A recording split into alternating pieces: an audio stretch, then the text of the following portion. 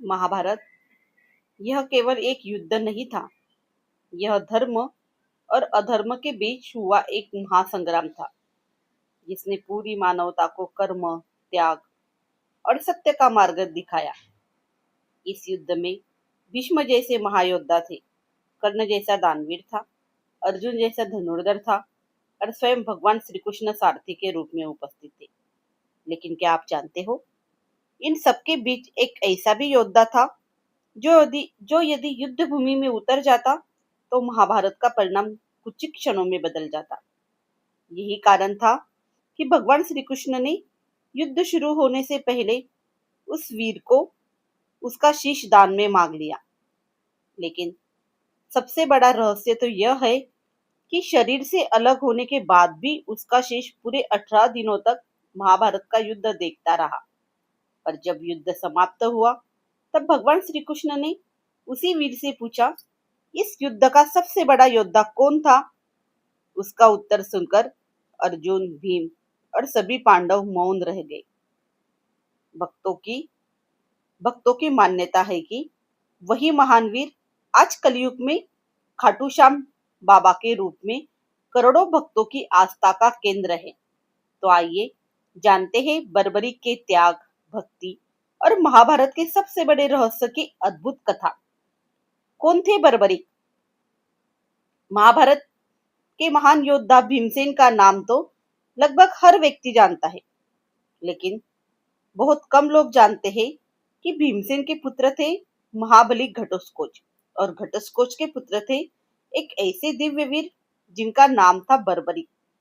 बर्बरिक का जन्म असाधारण परिस्थितियों में हुआ था। उनके पिता घटोत्कच अद्भुत शक्तिशाली थे, जबकि उनकी माता मौरवी केवल वीरांगना ही नहीं बल्कि देवी शक्ति की उपासक भी थी। बचपन से ही बर्बरिक के भीतर दया, धर्म और पराक्रम तीनों का अद्भुत संगम दिखाई देता था। जैसे जैसे उनकी आयु बढ़ी, वैसे वैसे उनकी युद्ध कला भी अद्भुत होती गई। लेकिन बर्बरिक को केवल बलवान योद्धा बनना स्वीकार नहीं था। वे ऐसी शक्ति चाहते थे जिसका उपयोग केवल धर्म की रक्षा के लिए हो। इसी उद्देश्य से उन्होंने भगवान शिव की कठोर तपस्या करने का निश्चय लिया। घने जंगलों में, ऊंचे पर्वतों पर, कड़ाके की ठंड हो या प्रचंड धूप, बर्बरिक अपने संकल्प से कभी पीछे नहीं हटे। दिन बीतते गए, महीने बीतते गए, लेकिन उनकी तपस्या नहीं टूटी। आखिरकार उनकी भक्ति से प्रसन्न होकर भगवान शिव प्रकट हुए। पूरा वातावरण दिव्य प्रकाश से भर गया। डमरू की ध्वनि गूंज उठी। बर्बरिक ने तुरंत भूमि पर दंडवत प्रणाम किया। भगवान शिव ने प्रसन्न होकर कहा, वत्स बर्बरिक, तुम्हारी तपस्या से मैं अत्यंत प्रसन्न हूँ, वर मांगो। बर्बरिक ने हाथ जोड़कर उत्तर दिया, प्रभु, मुझे न राज्य चाहिए, न धन और न ही यश। मुझे केवल इतनी शक्ति दीजिए कि मैं सदैव धर्म और सत्य की रक्षा कर सकूं। भगवान शिव मुस्कुराए। उन्होंने कहा, तुम्हारी इच्छा केवल अपने लिए नहीं है, बल्कि धर्म के लिए है। इसलिए मैं तुम्हें ऐसे 3 दिव्य बाण प्रदान करता हूँ जिनका सामना तीनों लोकों में कोई नहीं कर सकता। इतना कहते ही भगवान शिव ने अपने कर कमलों से 3 दिव्य बाण बर्बरिक को प्रदान किए। लेकिन ये साधारण बाण नहीं थे। इन 3 बाणों का रहस्य इतना अद्भुत था कि यदि उनका प्रयोग महाभारत में हो जाता तो 18 दिन चलने वाला युद्ध शायद कुछ ही क्षणों में समाप्त हो जाता था। आखिर उन 3 बाणों में ऐसी कौन सी दिव्य शक्ति थी जिसने स्वयं भगवान श्री कृष्ण को भी चिंतित कर दिया? 3 दिव्य बाणों का रहस्य। भगवान शिव ने बर्बरिक के हाथों में 3 दिव्य बाण रखते हुए कहा, वत्स, इन 3 बाणों का प्रयोग सोच समझकर करना, क्योंकि यदि इनका प्रयोग अधर्म के लिए किया गया तो संपूर्ण सृष्टि भी संकट में पड़ सकती है। बर्बरिक ने विनम्रता से पूछा, प्रभु, इन 3 बाणों की शक्ति क्या है? भगवान शिव ने उत्तर दिया, पहला बाण उन सभी वस्तुओं, योद्धाओं या लक्ष्यों को चिन्हित करेगा जिनका विनाश करना है। दूसरा बाण उन सभी को चिन्हित करेगा जिन्हें सुरक्षित रखना है। और तीसरा बाण पहले बाण से चिन्हित प्रत्येक लक्ष्य को अंत करके स्वयं तुम्हारे तरकश में लौट आएगा। कुछ कथाओं में यह भी वर्णन मिलता है कि यदि बर्बरिक केवल एक ही बाण चलाते तो वह भी पर्याप्त था। वह बाण स्वयं अपने लक्ष्य पहचान कर उन्हें नष्ट कर वापस लौट आता। यही कारण था कि तीनों लोकों में बर्बरिक को तीन बाणधारी कहा जाने लगा। लेकिन भगवान शिव ने उन्हें केवल दिव्य अस्त्र ही नहीं दिए, बल्कि एक शिक्षा भी दी। उन्होंने कहा, शक्ति तभी पवित्र होती है जब उसका उपयोग धर्म के लिए किया जाए। बर्बरिक ने उसी क्षण प्रण लिया, मैं अपने जीवन में कभी भी अन्याय का साथ नहीं दूंगा। मैं सदैव उसी पक्ष के लिए युद्ध करूंगा जो उस समय दुर्बल होगा। उनकी माता मोरवी ने भी उन्हें यही शिक्षा दी थी, बेटा, सच्चा वीर वही होता है जो निर्बलों की रक्षा करे। इसीलिए यदि कभी युद्ध हो तो सदैव हारने वाले और कमजोर पक्ष का ही साथ देना। बर्बरिक ने माता के चरण स्पर्श किए और यह वचन अपने हृदय में अंकित कर लिया। उन्हें क्या पता था कि यही एक प्रतिज्ञा एक दिन उन्हें भगवान श्री कृष्ण के सामने खड़ा कर देगी। महाभारत का युद्ध और श्री कृष्ण की चिंता। समय बीतता गया। हस्तिनापुर में परिस्थितियां बदलने लगी। कौरव और पांडव के बीच का विवाद अब इतना बढ़ चुका था कि युद्ध टालना लगभग असंभव हो गया था। कुरुक्षेत्र की पवित्र भूमि पर 18 अक्षौहिणी सेनाएं एकत्र होने लगी। धरती कांप रही थी। शंखों की ध्वनि आकाश में गूंज रही थी। हर और केवल एक ही चर्चा थी, अब महाभारत का युद्ध होकर रहेगा। जब यह समाचार बर्बरिक तक पहुंचा तो उन्होंने तुरंत अपना धनुष उठाया, तरकश में केवल 3 दिव्य बाण रखे और अपने नीले घोड़े पर सवार होकर कुरुक्षेत्र की ओर चल पड़े। उनके मन में केवल एक ही विचार था, मैं धर्म की रक्षा करूंगा और दुर्बल पक्ष के साथ खड़ा रहूंगा। लेकिन द्वारका में बैठे भगवान श्री कृष्ण यह सब देख रहे थे। वे जानते थे कि बर्बरिक कोई साधारण योद्धा नहीं है। यदि वह युद्ध भूमि में उतर गया तो महाभारत का पूरा इतिहास बदल सकता है। उन्होंने मन ही मन विचार किया, यदि बर्बरिक पांडवों की ओर से युद्ध करेगा तो कौरव दुर्बल हो जाएंगे। तब अपनी प्रतिज्ञा के अनुसार वह कौरवों के साथ खड़ा रहेगा। फिर पांडव कमजोर हो गए और वह वापस पांडवों के साथ आ जाएगा। यह क्रम चलता रहेगा और अंत में दोनों सेनाओं का विनाश हो जाएगा। धर्म की स्थापना का उद्देश्य अधूरा रह जाएगा। भगवान श्री कृष्ण समझ चुके थे कि अब बर्बरिक को रोके बिना कोई उपाय नहीं है। लेकिन वे जानते थे कि बर्बरिक भगवान शिव के महान भक्त है, धर्मनिष्ठ है और उनका अपमान करके उन्हें रोका नहीं जा सकता। इसलिए भगवान ने एक ऐसी लीला रची जिसे आज भी महाभारत का सबसे रहस्यमय प्रसंग माना जाता है। उन्होंने एक वृद्ध ब्राह्मण का वेश धारण किया, हाथ में कमंडलू लिया और उसी मार्ग पर जाकर खड़े हो गए जहां से बर्बरिक कुरुक्षेत्र की ओर आने वाले थे। कुछ क्षणों बाद नीले घोड़े पर सवार बर्बरिक वहां पहुंचे। उन्होंने ब्राह्मण को देखा और तुरंत घोड़े से उतरकर उनके चरण स्पर्श किए। वृद्ध ब्राह्मण मुस्कुराए और बोले, वत्स, तुम कौन हो और केवल 3 बाण लेकर तुम इतने बड़े युद्ध में कहा जा रहे हो तुम इतने बड़े युद्ध में कहा जा रहे हो? बर्बरिक ने विनम्रता से उत्तर दिया, मैं घटोत्कच पुत्र बर्बरिक हूँ और मैं धर्म की रक्षा के लिए कुरुक्षेत्र जा रहा हूँ। ब्राह्मण ने उनकी पीठ पर बंधे केवल 3 बाणों की ओर देखा और मुस्कुराते हुए कहा, क्या केवल 3 बाणों से ही कोई महायुद्ध जीता जा सकता है? बर्बरिक भी मुस्कुरा दिए। ब्राह्मण के वेश में खड़े भगवान श्री कृष्ण ने मुस्कुराते हुए पूछा, वत्स, क्या सचमुच तुम्हें विश्वास है कि केवल 3 बाणों से यह महायुद्ध समाप्त हो जाएगा? बर्बरिक ने विनम्रता से उत्तर दिया, ब्राह्मण देव, यदि आवश्यकता पड़े तो एक ही बाण पर्याप्त है, 3 बाण तो मेरे लिए बहुत अधिक है। यह उत्तर सुनकर श्री कृष्ण ने आश्चर्य प्रकट करते हुए कहा, यदि ऐसा है तो क्या तुम अपनी इस शक्ति का प्रमाण मुझे दे सकते हो? बर्बरिक ने बिना किसी अहंकार से कहा, आज्ञा दीजिए। दोनों के सामने एक विशाल पीपल का वृक्ष खड़ा था।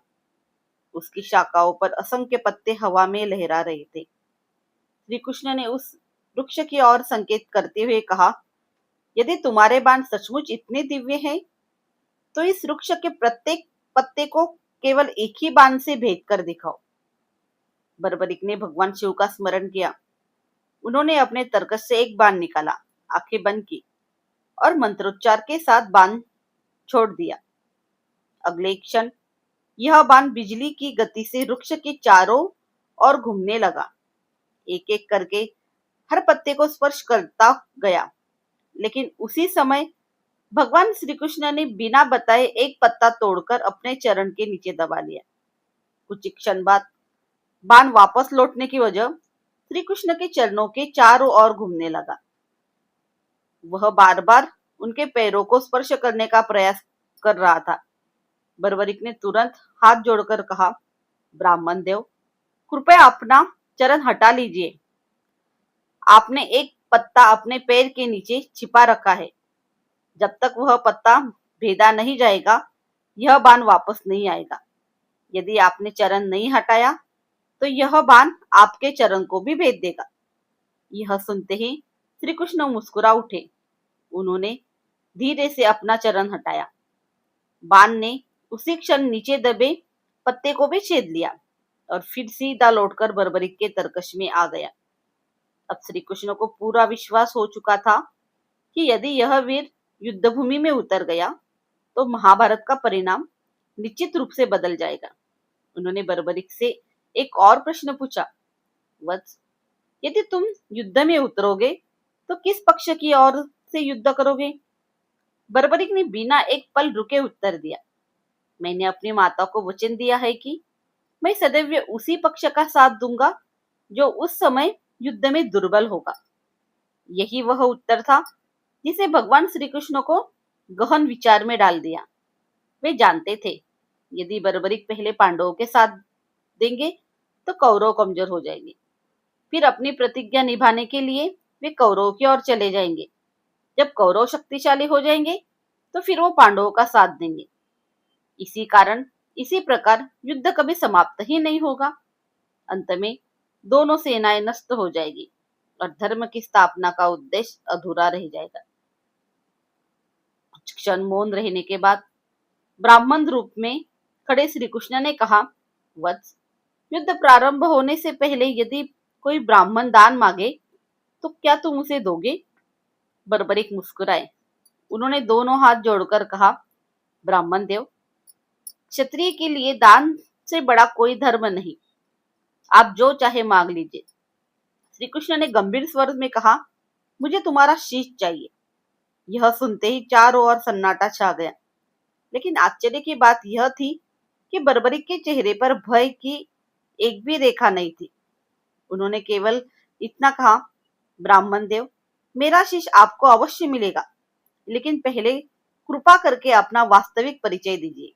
मेरा हृदय कहता है कि आप कोई साधारण मनुष्य नहीं। इतना सुनते ही वृद्ध ब्राह्मण का रूप तेजस्वी प्रकाश में बदलने लगा।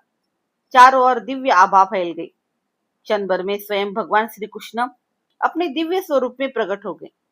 उन्हें देखते ही बर्बरिक की आंखों से आनंद के आंसू बहने लगे। वे तुरंत भगवान के चरणों में गिर पड़े। भगवान श्री कृष्ण ने उन्हें उठाया और कहा, वत्स, धर्म की रक्षा के लिए तुम्हारा त्याग आवश्यक है। तुम्हारे बिना ही यह युद्ध अपने नियत परिणाम तक पहुंचेगा। बर्बरिक मुस्कुराए। उन्होंने हाथ जोड़कर कहा, प्रभु, यदि मेरा जीवन आपके कार्य में आ जाए तो इससे बड़ा सौभाग्य मेरे लिए और क्या होगा। लेकिन मेरी एक अंतिम इच्छा है। भगवान श्री कृष्ण ने पूछा, कहो वत्स, क्या इच्छा है? बर्बरिक ने विनम्र स्वर में कहा, मैं इस महायुद्ध को अपनी आंखों से देखना चाहता हूँ। मैं देखना चाहता हूँ कि धर्म और अधर्म की इस महान लड़ाई का अंत कैसे होगा। भगवान श्री कृष्ण ने स्नेहपूर्वक कहा, तथास्तु, तुम्हारा शिष्य इस युद्ध का सबसे बड़ा साक्षी बनेगा।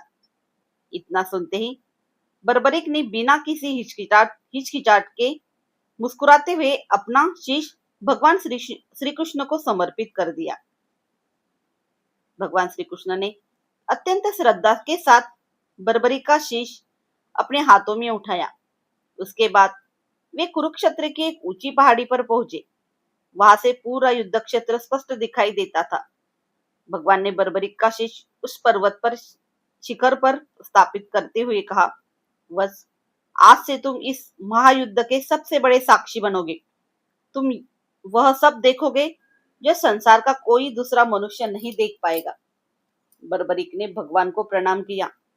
अगले क्षण कुरुक्षेत्र में शंखनाद गूंज उठा। महाभारत का युद्ध आरंभ हो चुका था। पहले दिन भीष्म पितामह के बाण से पांडव सेना कांप उठी। दूसरे दिन भीम का पराक्रम दिखाई दिया। फिर अर्जुन का गांडीव गरजा।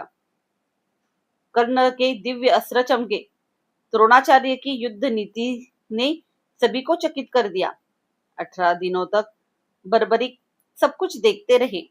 उन्होंने भीष्म का शौर्य देखा, अभिमन्यु का अद्भुत बलिदान देखा, घटस्कोच का पराक्रम देखा, कर्ण का दान और वीरता देखी, और अंत में दुर्योधन का पतन भी देखा। लेकिन युद्ध समाप्त होने के बाद जब भगवान श्री कृष्ण बर्बरिक के पास पहुंचे तो उन्होंने मुस्कुराकर पूछा, वत्स, तुमने 18 दिनों तक पूरा युद्ध देखा। अब बताओ, इस युद्ध का सबसे महान योद्धा कौन था? कुछ क्षणों तक मौन छाया रहा। फिर बर्बरिक ने शांत स्वर में उत्तर दिया, प्रभु, यदि मैं केवल अपनी आंखों से देखी हुई बात कहूं तो इस युद्ध में मुझे न अर्जुन सबसे बड़े योद्धा दिखाई दिए, न भीम, न कर्ण और न भीष्म पितामह। पांडव आश्चर्य से बर्बरिक की ओर देखने लगे। बर्बरिक आगे बोले, जहां जहां मेरी दृष्टि हुई गई वहां केवल आपका ही सुदर्शन चक्र अधर्म का अंत करता दिखाई दिया। मैंने देखा कि जब जब धर्म संकट में पड़ा तब तब आपकी अदृश्य शक्ति ने उसकी रक्षा की। युद्ध तो सभी योद्धा लड़ रहे थे, लेकिन उसके पीछे कार्य करने वाली शक्ति केवल आप थे प्रभु। यह सुनकर पूरा वातावरण शांत हो गया। अर्जुन ने पहली बार समझा कि उन्हें अपनी वीरता पर नहीं, भगवान की कृपा पर गर्व करना चाहिए।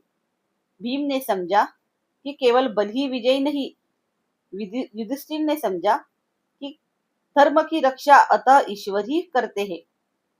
भगवान श्री कृष्ण मुस्कुराए। उन्होंने बर्बरिक की ओर देखा और कहा, बस तुमने केवल युद्ध नहीं देखा, तुमने सत्य को देखा है। जिसने सत्य को जान लिया उसने मुझे जान लिया। बर्बरिक ने हाथ जोड़कर कहा, प्रभु, अब मेरे जीवन का उद्देश्य पूर्ण हो गया। भक्तों की मान्यता है कि बर्बरिक के इस अद्भुत त्याग, निष्काम भक्ति और सत्य दृष्टि से प्रसन्न होकर भगवान श्री कृष्ण ने उन्हें आशीर्वाद दिया। कलयुग में तुम श्याम नाम से पूजे जाओगे। जो भी सच्चे मन से तुम्हें पुकारेगा उसकी प्रार्थना अवश्य सुनी जाएगी। इसी श्रद्धा के कारण आज राजस्थान के सीकर जिले में स्थित खाटू धाम में करोड़ों श्रद्धालु उन्हें खाटू श्याम बाबा के नाम से पूछते हैं। भक्त उन्हें प्रेम से हारे का सहारा बाबा श्याम हमारा कहकर पुकारते हैं। कहते हैं, जिस दिन में भगवान के लिए अपना शीश समर्पित कर दिया, भगवान ने उसी का नाम अमर कर दिया। आज भी जब भी कोई श्रद्धा से बाबा श्याम का स्मरण करता है तो उसे बर्बरिक का त्याग, उनका वचन और भगवान श्री कृष्ण के प्रति उनकी अटूट भक्ति याद आती है। इसलिए बर्बरिक केवल महाभारत के एक महान योद्धा नहीं, बल्कि त्याग, धर्म, समर्पण और अटूट विश्वास के अमर प्रतीक है। जय श्री कृष्ण। हारे का सहारा बाबा श्याम हमारा।